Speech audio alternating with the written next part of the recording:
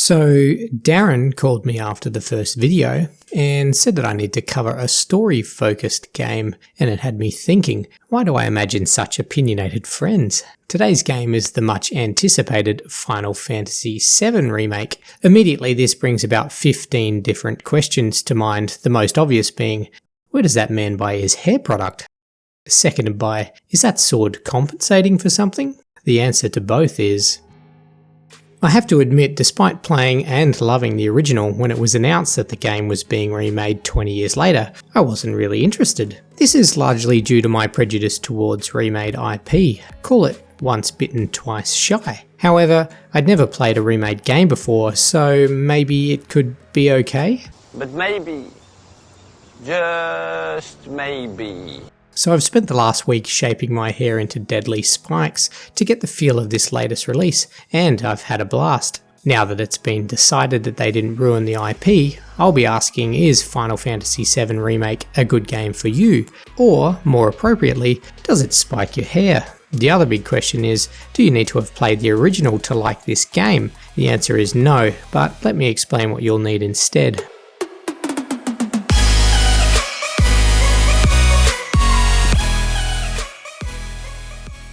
For those of you who've never heard of Final Fantasy, you're probably wondering how they're up to 7, and well, they're not. They're up to, well actually it's rather unclear. A quick Google search will show about 20 plus titles, and that's only going back to 2016. From what I can tell, XV is the latest installment, which I believe translates to Final Fantasy 412. The first Final Fantasy was actually released way back in 1987. Shortly after, Rob Bass and DJ Easy Rock declared it takes 2 to make a thing go right.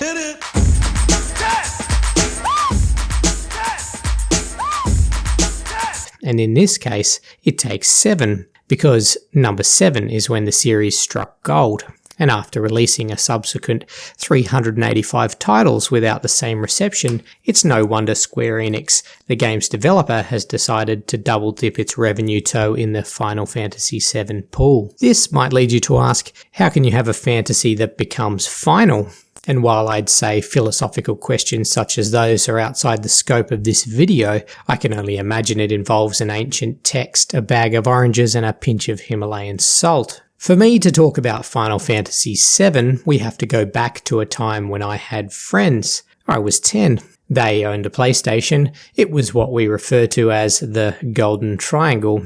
The PlayStation was the first mainstream console to feature CD-ROM, which meant game developers could fit more black magic inside the game, creating more realistic graphics and far larger games. Up until this point, most games could stimulate the masses with a largely two-dimensional experience. These days, games need to have at least 9. Even the best possible game from 20 plus years ago can't really hold our attention anymore, except for the most dedicated of fans. Returning back to my childhood, I've got memories of climbing over my friend's back fence and we'd play games for 3 or 4 days, and it's in this time I came across Final Fantasy VII. One of the things I remember distinctly was that it came on 3 discs, whilst everything else was on 1, so to a 10-year-old, that meant this game was 3 times better at the very least. This game was so much bigger, its world so rich and inviting, unlike anything I'd ever played before. And this is the answer to the question, why would an Australian boy play a Japanese science fantasy role-playing game that nobody in particular is asking? Now to the remake. It's worth mentioning that this current release is part 1 of an expected 3-part series released in the coming years. So when you're playing the remake, you're actually only playing the very first portion of the original Final Fantasy VII. The developers have chosen to do this to give more time to the IP to ensure it's done correctly. I want my money! Nostalgia is by far and away the most obvious reason you would play the remake, because you've been there before and you want to go back. I had this moment early on in the game when I saw a character for the first time. It had been 20 plus years, and yet as they appeared on screen without any introduction, their name just appeared on my lips, like I had known him all this time. It's him. This is nostalgia on crack. But forget nostalgia, because all of the true fanboys have already completed the remake and are listening to the soundtrack while cuddling their cloud pillow. Instead, we're going to see the other reasons that will cause you to name your next child Barrett.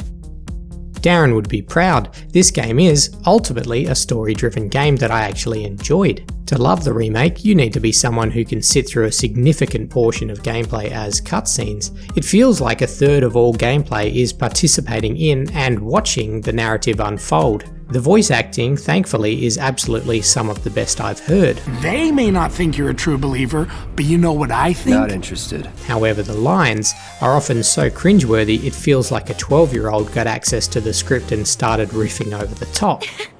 Welcome home, honey. Took your sweet time. Psych. Despite this, the character development is closer to that of a TV show compared to most other games I've played.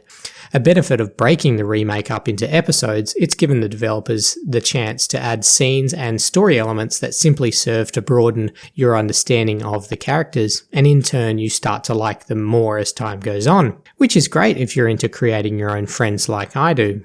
Let me say it is a fantasy story, so if you don't like that genre, this won't bring you any closer. It should also be clear to you now that this is a Japanese title, so it comes with some cultural elements that go over my head, but out of all the Final Fantasy series, this is the most approachable for a Westerner, and it never reaches the fringes of weird that other mainstream Japanese titles have managed. I'm staring at you, Phantom Pain. Secondly, to love the remake, you need to be someone who enjoys action gameplay, because short of poking a live bear with a very pointy stick, this has some of the best action you can find on a Sunday afternoon. The original game consisted of turn-based gameplay, which means I take a turn, the enemy takes a turn, and then we all take a nap. The remake injects some Gen Y into the mix by giving you a faster-paced action, third-person fighting style, while still giving you the option of some of the original turn-based gameplay mixed in. That all sounds very confusing, and it kind of is to begin with.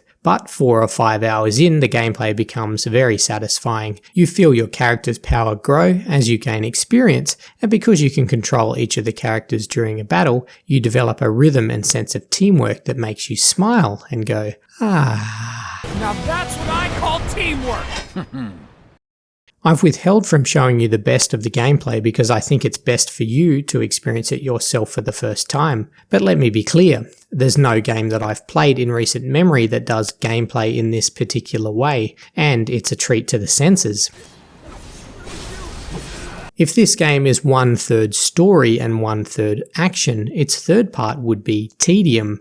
Don't get me wrong, when this game peaks in both story and action, there's really no other game you'd prefer to be playing in that moment. However, it's not the whole picture. Instead, scattered throughout your time will be moments where you'll glance at your phone to see if Bay texted you. For me, it really was this polarizing. Some of the boss battles are so good that you wonder how the developers could create such a compelling action game, and then shortly after you're running through a maze of bland corridors. I started to wonder if I was becoming bipolar, because I'd be on the edge of my seat, palms sweaty, knees weak, mum spaghetti, and then moments later I'd be playing, but at the same time wondering if I should make lasagna or yellow curry for dinner tomorrow night. So how can somebody enjoy tedium? Well, ask anyone who plays netball. There will be those players who genuinely have no issues here, but for others it will be the reason they can't seem to keep interested in the game. Despite this, in its current form, I personally still enjoy the game immensely, because its story and action are that compelling. It's a case of taking the good with the boring.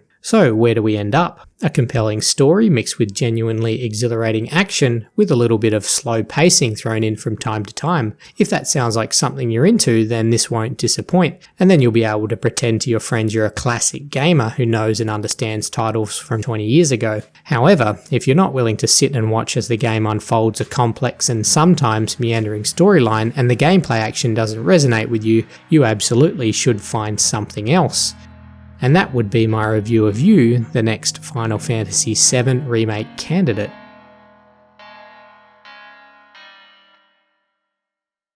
Hey guys, Mike here. Thank you so much for checking out my video. If there's a particular game that you'd like me to have a look at and recommend to particular people, send me a link or a comment, and I will absolutely check it out. Thanks again for getting all the way through my video. Much appreciated. Be good to all your friends and family. Ciao.